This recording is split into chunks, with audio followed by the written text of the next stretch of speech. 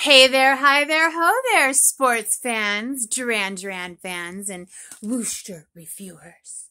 So, Frannie Rhodes here with last week's Whoosh review for the Whoosh review for last week's episode of Heaven Pulled Back the Curtain. I believe that was last week's, and then we'll be all caught up, and I will be all ready for tomorrow. So yes, me and my Burt's Bees liquid lipstick in Blush Brook. That's an interesting name. Blush Brook. Are here to bring you the review. And this is not new. It is old. I am not buying anything new lately because I have to save money for moving expenses. That's not fun. Okay, so anyways, Heaven Pulled Back the Curtain. Again, last week's Whoosh episode with the always colorful, amazing, fabulous, and wonderful Simon Le Bon. And the always very informative and lovely Katy KRASSNER. Okay, so Heaven Pulled Back the Curtain. The first song on this episode was by a group called Spencer, and it was Spencer Dot, which Simon and Katy did discuss a bit. The song is called Genesis. So it starts off with that low, deep guitar riff. I think it's a bass that you just feel. So an example of a song that I can give you that I've heard, I think it's a bass guitar riff like this is from BELA Lugosi's Dead. So the song BELA Lugosi's Dead, which is an old goth, might even be from the late 70s / early 80s song. It's called BELA Lugosi's Dead. With when Peter Murphy was in oh, forgive me. I want to say Ministry, and it wasn't Ministry. I'm pretty sure it wasn't Ministry. Now I have to look this up. But the old goth band that Peter Murphy was in before he went solo, their song BELA Lugosi's Dead. That deep bass guitar sound is what this song starts off with, and I love that sound. So this sort of rhythmic, and then it goes into this sort of rhythmic, somewhat lighthearted singing with cool sounds feeling. So that's my description of that song. I gave it 5 stars just for the cool BELA Lugosi's Dead deep bass guitar sound in the beginning. That's what got the 5 stars. The rest of the song, only 1 to 2 stars. Okay. So, then Simon and Katy were talking about how Simon's friend Graham came over and Tallulah had a couple of friends over. This was for the big soccer match that just happened that everybody was posting about. So Simon had a friend Graham over, a couple of Tallulah's friends came over, and, they were all there to watch the soccer game because Katy asked, I think, about Simon watching it. And they had the game on, and there were 9 million people in Simon's living room watching it, and they were all cheering it on. Actually, really, it was just Simon, his friend Graham, and Tallulah, and a couple of her friends, I think. Simon said that England beating Germany a couple of weeks ago in that big football, if you're from England or Europe, soccer, if you're from America, match that was going on a couple weeks ago, Footy per Katy, yes, I love the term footy, was almost like England winning the World Cup. So Simon said that England beating Germany a couple of weeks ago was almost like England winning the World Cup. And actually the World Cup was the one that was 2 weeks ago that I was thinking of, where Italy won, as we know. So Simon was very happy about England beating Germany. Okay. Per Katy, about the song, Genesis by Spencer Dot was originally by Grimes, Grimes. It was originally part of 4AD's Bills and Aches and Blues compilation. Bills and Aches and Blues? That could be about my life. No, anyways, compilation. Katy didn't find a lot about Spencer Dot. Spencer Dot doesn't have a big following. Katy thought they were playing Genesis. Oh, and then she said that she thought they were playing Genesis like Phil Collins' Genesis. And Simon said very funny, but that he loved Genesis, and particularly Genesis with Peter Gabriel, which made me think of my Mr. Rhodes. So I remember once in an interview many moons ago, my Nick said that he did not care for Phil Collins, that he thought his music was boring, something to that effect. Sorry, Phil, if you ever see this, but like Phil Collins is ever going to see this.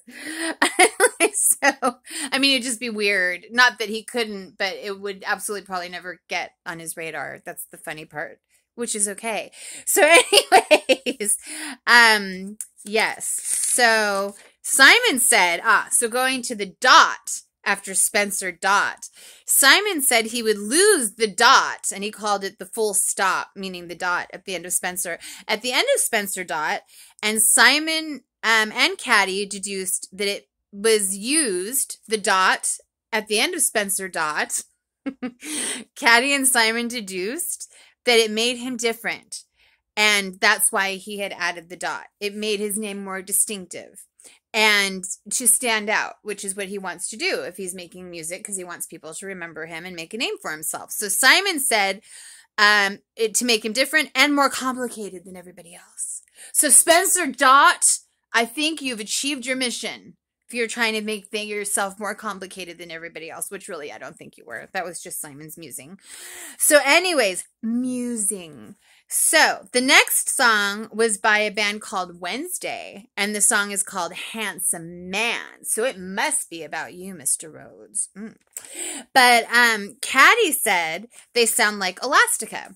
I think I heard Elastica. So I think, and then of course I'm listening to it, waiting for Elastica sounds to come into my ears. And I think I heard Elastica more in the guitar and music than in the vocals, for sure. The vocals are monotone, slightly whiny, which is not how I would describe the vocals in Elastica. But I did hear Elastica's influence in the guitar and the music, not so much the vocals. I gave this song 2 stars. Sorry, I'm putting feelers out all over the place for Rooms for Rent, and another one just got back to me to go and see today. So, yay! So anyways, 2 stars I gave this song, and let me see.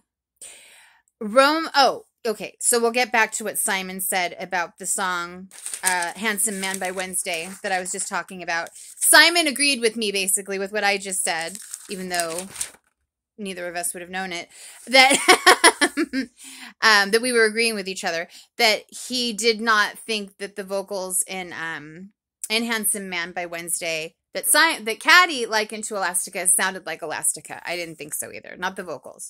So but we'll get more into that in a minute. So the next song is called Love Zone by Rome Fortune. And of course, what this made me think is that I want to go to the love zone with you, my Mr. Rhodes. Ow! So anyways, I do, like you didn't know. So, the lyrics are, your love is a war zone. So yeah, I don't want it to be like that, Mr. Rhodes, with this. But some of the lyrics are, your love is a war zone. I would describe it as lazy, ongoing lyrics, like a hum. I would liken the lyrics to Beck's voice. Yeah, so Rome Fortune sounds like Beck. I actually like the way this song sounds. It's unique and lazy groovy. There's a part that sounds like the Nirvana song, Hello, Hello, Hello, Hello. And I don't remember what that song's called. And then when they came back with the lights off, entertain us, it's less dangerous. Oh my God, that smells like Teen Spirit, duh. The first song that they ever became huge with, Nirvana. So yeah, there's a part that sounds like the Nirvana song Smells Like Teen Spirit. The part that goes, hello, hello, hello, hello. Okay. So, and then when they came back, Simon did this, okay, so that was my description of the Rome Fortune song. Did I tell you how many stars I gave that? Hold on.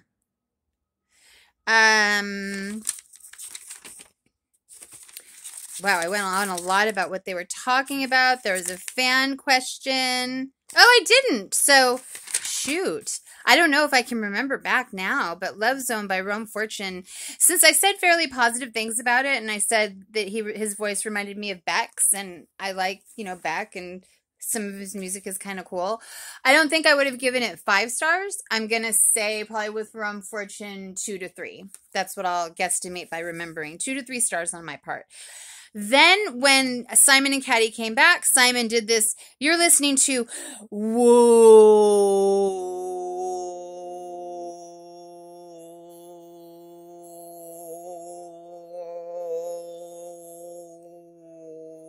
whoosh, really long radio. He said whoosh really long and drawn out. I think he probably said it a little longer than I just did, but I don't know. I may have rivaled you, Simon. Katy said it was impressive. I thought it was pretty cool too, and so much so that I just had to emulate it. Whoa.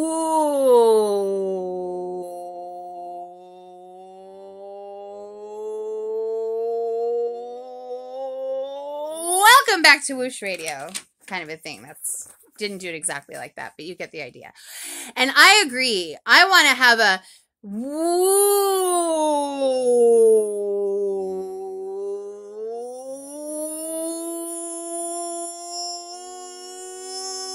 Whoosh Radio contest with you someday, Simon, to see which one of us can say it for longer. And I'll bet you would win because your lungs are in top shape from all the singing that you do, and I'm sure kind of the voice and breathing training that you do to be able to sing as fabulously as you do.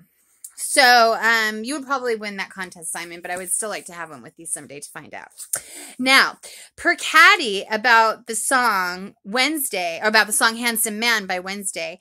Again, Katy thought they sounded like Elastica. Simon said that the singer, she, meaning the singer of Wednesday, doesn't sound like Justine Fishman, who I guess is the lead singer of Elastica. I'd have to look that up. But that's when I was saying we kind of agreed. Neither of us thought that they sounded like Elastica vocally. Again, in my opinion, the music is more Elastica than the vocals. Wednesday is a pop vocal group.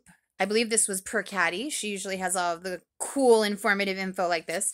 So Wednesday is a pop vocal group from Ontario, Canada that scored a hit single on the U.S. Billboard charts in 1974 when I was 5. And when Katy was saying all that, I was like, wait a minute, they've been around for that long. So that was me saying when I was 5, because I was 5 in 1974. So who would have thought that all of these years later, I would be reviewing them on Whoosh? And I thought that was kind of cool, only to hear Katy say next, wait, that was the wrong band, Wednesday. But this Wednesday band has an album coming out called Twin Something. So this Wednesday has not been around since 1974. So this Wednesday band has an album coming out called Twin Something. I didn't catch the second word. From Asheville, North Carolina, they are. They seem to be buddy-buddy with Pom Pom Squad, according to Katy, and that's the band that gave us the song Lux last week. And to that I said, girl power, girl band power. So, lead singer Carly Hartzman, she also makes clothing with the band's name on it. That would be Wednesday, that you can buy on her website, carlyhartzman.com. And Simon thought it had a killer riff, and he demonstrated the riff vocally, which was awesome. And then Katy also mentioned, Katy segued by saying that somebody needed to send Simon a shirt that says King of Segway, because he is the King of Segway. I think that's cute. I want to send him a t-shirt that says King of Segway now, and somebody else is probably going to beat me to it. But who knows? Maybe you'll have more than one King of Segway shirt if more than one person sends them to you, Simon. Me included. So also Katy mentioned that Tanner, her son, Tanner's bar mitzvah is coming up soon. Katy said, okay. So yes, congratulations to Tanner on his up-and-coming bar mitzvah. And she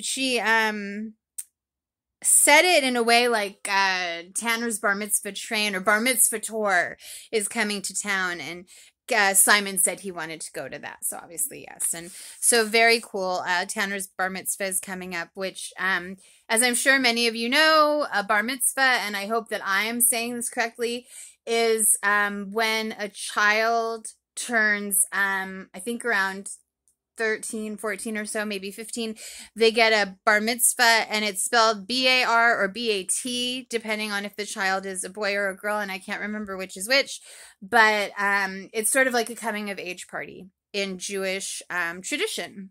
So that's really cool, and that's coming up for Tanner, so very exciting. So congratulations to Tanner on his up-and-coming bar mitzvah. I hope we get to hear more about it, Katy. So, per Katy, she loves the song Love Zone, getting back to the music, Love Zone by Rome Fortune, who is Jerome Fortune, actually. Jerome Fortune, who goes by Rome Fortune. Going back to that song, Love Zone. He's been around since about 2013. He's worked with Fortet. Simon's record of the year last year was Tame Impala's Is It True, remixed by Fortet. And Jerome Fortune, also known as Rome Fortune, has worked with Fortet. Simon said Fortet is like quartet, and that's what it made me think of too. Quartet, sextet, sextet, etc. So anyways, Simon was doing a great American accent, by the way. Yes, he was. So he said that he thought the accent was crap and that he liked his English accent better.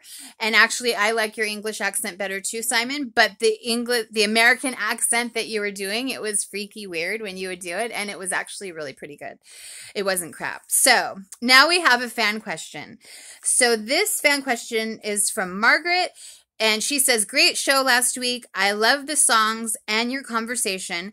Question for Katy. Who was your favorite member of the band as a fan before she started working for Duran Duran? And did that change after you worked for them? Did anybody turn out to be very different than you thought? Thanks for all of the music and laughs, Margaret. And Simon read that one because it was for Katy, which is cute. And I thought that was a great question. So, Katy said, first of all, she started it off saying that Simon needs to read audiobooks. That somebody needs to give Simon an audiobook to read because he's so funny. And I agree. I think that would be great if you read audiobooks, Simon. And actually, that made me think I should read audiobooks because I talk so much and I talk on my videos to you guys, obviously here. And with people in my life as well, when I'm around people in my life, because most of the time I'm alone. I'm also usually pretty chatty if I'm comfortable with them. So I like to talk. I like language. I like words. I love expression. And so I was thinking when she said that, I was like, oh my God, I should start reading audiobooks or see how I could get into that. Because I think I would be really good at that because I have a very animated, expressive voice. So thanks for the idea, Katy. So, and I think Simon should do it too. And, John, I think, did an audiobook of In the Pleasure Groove, which I still want to get a copy of because I would love to hear him read it in audiobook style. And Mr. Rhodes, I think you should do audiobooks up the butt, and I would buy every single one of them. All right. So, let me see. So Katy's favorite member as a fan was JT, was John. And when she said that, Simon said, she's a JT girl. So she went to, this is a story that she said, she went to the Roosevelt Flea Market with Lisa Epstein, whom she is no longer in touch with, but was friends with back in the day. So shout out to Lisa Epstein. If you're out there and you ever see my reviews, I don't know, maybe like call Katy up and get back in touch and say hi. But anyways, they each bought an 8x10 photo of Duran Duran, I believe it was. And that was her flea market story. And her love quickly changed to Simon after watching him be a goofball on MTV VJing, to which, of course, Simon was very happy. It was so funny the way that Simon reacted when she said that she had been a John fan. Honestly, as beautiful, wonderful, fabulous, amazing as all of these men are and all of the different things that they offer, and they never have any reason ever to be jealous of each other, I'm sure there is a little bit of niggling jealousy amongst them sometimes. And I heard it in Simon's reaction a little bit when she said John, and then he was so happy and said as it should be or something like that when she said it changed to him. And I just thought that was funny. As amazing, wonderful, established, successful, and everything as we can get in this world as Duran Duran are, we still have those human feelings sometimes. That's what I read about it, and I thought that was cool and interesting, and yeah. So no reason to ever be jealous, anybody of anybody, and that goes for me too, for anybody. And I'll apply that back to me wanting to know who does the artwork pictures. that they post with the questions sometimes on DuranDuran.com because I thought they were similar to mine on Frannie's Fire, similar idea. And so I got a little jealous that somebody else was getting attention from doing them, but only with Duran Duran because my Frannie's Fire pictures are not Duran Duran pictures. But anyways, I too have no reason to be jealous of anybody because I offer things that nobody else possibly could because they're uniquely Frannie and like in my DNA and stuff. Just as all of you out there do too in your own ways. So anyways, okay, on to the next subject. Oh, and she said Nick was different than she thought when she met him. She was terrified to meet him, and he's so lovely. That's what she said about my Nick. And yes, having met him myself a couple of times now, well, actually 3 times, but really talking to him twice, kind of. Didn't get to talk as much as I wanted to. I couldn't think of stuff to say. Wanted more time, please, in the future, Mr. Rhodes. He was absolutely lovely. I will agree with that. Nick was definitely lovely when I met him, too. Very cordial, very accommodating, he's just, he was lovely. Very kind. And so, the next song is called Give Me a Sign by Deep Valley, and that's spelled D-E-A-P, not D-E-E-P. I actually gave this song 5 stars. I think it's the only one in the show that I did give 5 stars. It starts off with this deep organ playing sound, sort of a Mazzy Star sounding voice. I love Mazzy Star's music. Very spiritual, I think, but more grown-up sounding than Mazzy Star. Vocally. Heaven Pulled Back the Curtain. The title of this show is from this song, and actually Katy mistakenly said it was from a song that they played later on in the show that was, I think, her favorite song of the show. It was actually not from that song, Katy. It was definitely from this one. But we'll talk more about that in a minute. But it is spiritual sounding. Yes, I put that it is spiritual sounding again. Beautiful, soulful, rich female voice, echoey at times, Mazzy Star / Stevie Nicks sounding. I love this one. My favorite of the show so far. Definitely, that one was my favorite of the show. Give Me a Sign by Deep Valley. Beautiful! And you should check it out. Now, and I'm going to be putting a list of all of the songs and artists down below in comments as always. So for those of you who can't access Whoosh, which is why I do these reviews, why I started doing them back in March, is to give you all a chance to still kind of know what went on in the show when you can't access SiriusXM anymore in your area, which I know is many of you, and to be able to have a list of the songs and artists so you can still stream and listen elsewhere and enjoy them. So I hope you do. I hope you like the reviews. So the next one is by a band called Delgress, and the song is called For Ed Maten or Maten, M-A-T-E-N. Quatre, but actually it was said quatre as in un, deux, trois, quatre, un, deux, trois, quatre, like in French, 4 in French. So the way it was said was Quatre et matin by Delgrès. I think they were singing in a different language, and it wasn't French, you know, is what I put, because I didn't think it was French, but then the funniest part was it was French. Anyways, I only gave it 1 star. Not quite sure how to describe this one is how I put it. I didn't like it that much. Going back to them talking about the songs, per Katy, Deep Valley, the one that I love the most, called Give Me a Sign. They're an LA indie rock duo. Lindsay Troy and Julie Edwards, I think were the names.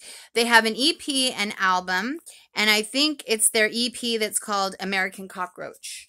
And I just found out what an EP is, actually. I didn't even know. An EP is just a compilation of 2 or 3 songs from an artist. It's not a whole album. So they have an EP out called American Cockroach.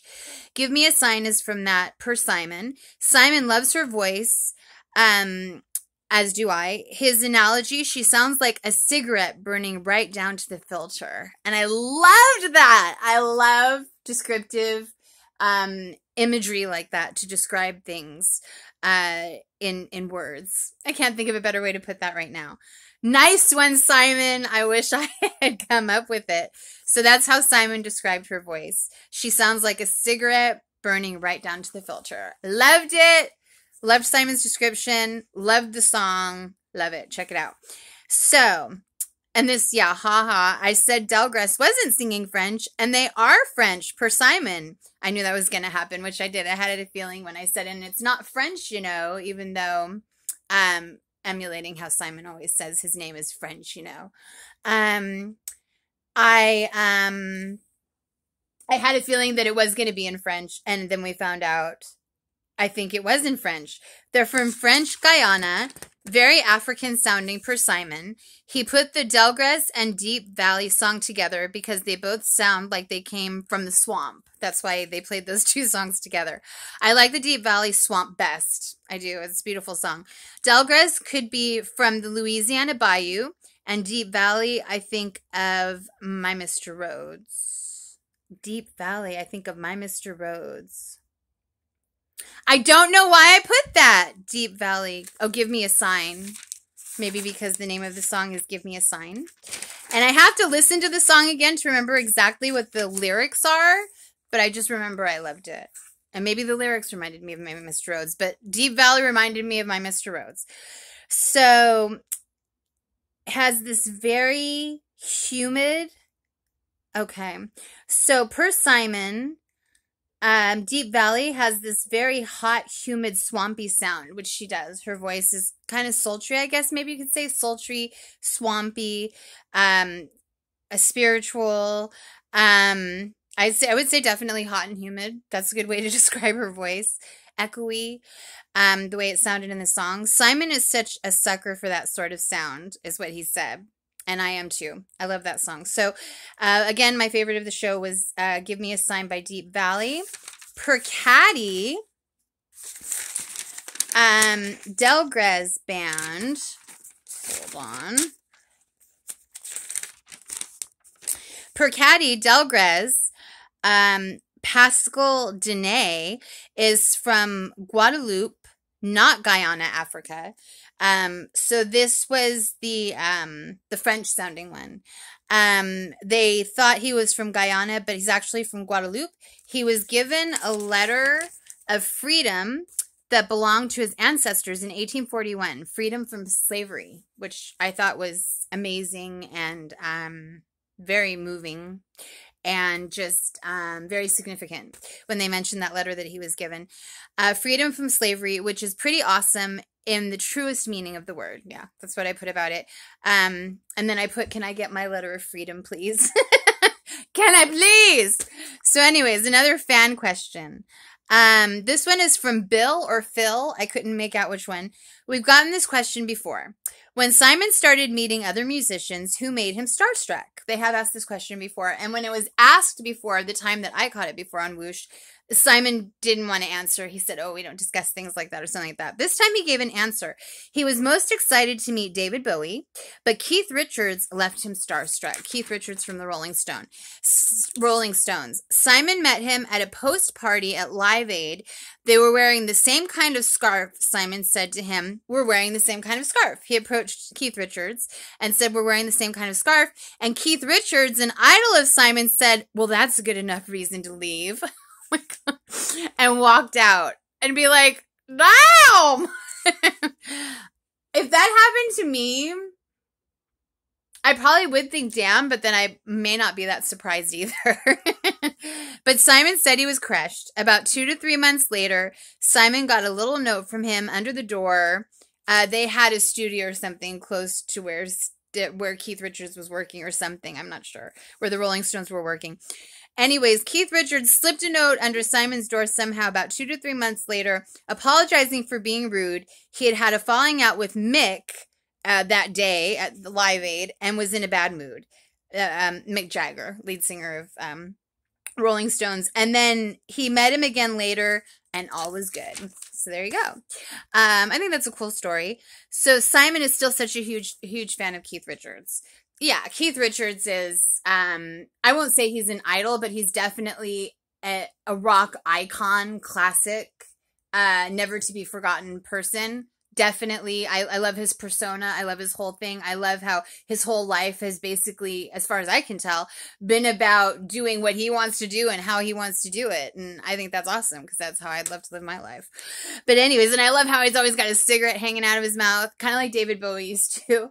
Although David Bowie always had a cigarette. And he's just still going. I just love that about Keith Richards. So, and all of Rolling Stones, but Keith Richards, I always thought he was like actually the cutest one of the Rolling Stones. So